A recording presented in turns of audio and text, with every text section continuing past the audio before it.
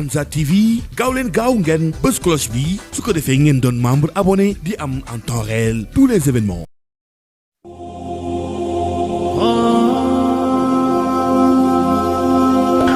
maytub yabee la ma taxawoon ginnaaw lépp muñ xàmmeetuma lu diis ak lu woyof mbaa lu weex wala lu lawet danga lente naa ak sama bopp te lii ma am si ngor duma rëcc lii ma yor ci jom it duma ko fowe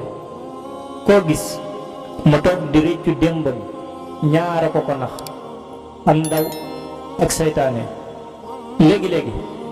adduna abal la kàttanam nga foog ni dara jomb la ndaw lool fu tànkam àgg kàddoom raw na ko bu ab yar jiituwul ci moom lu ne ci xelam mu jéem ko sunu jamonoy tey ku lay wuta manal bëgg laa sañal rekk a tax te ku lay lancal moom fu ko soob ngay waccu manal sa bopp lii mënuta ñàkk ci yow gis naa ni moom rekk mën a téye ak nite xeebu ak xeebeel neexul waaye xeebaatee ko yées dufu la du ak xam du am xel du ak yeewu koo gis foog ni yaa ko féete kaw ci lépp damay faral di laaj sama bopp ndax àdduna mën naa yomb ci kenn lu may niki dafa yombalal nit ñi li mu am kuy def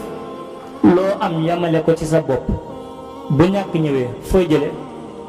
waaw ndaxte àdduna léppam ay bor la loo bëgg a fay yeeku dee ko leble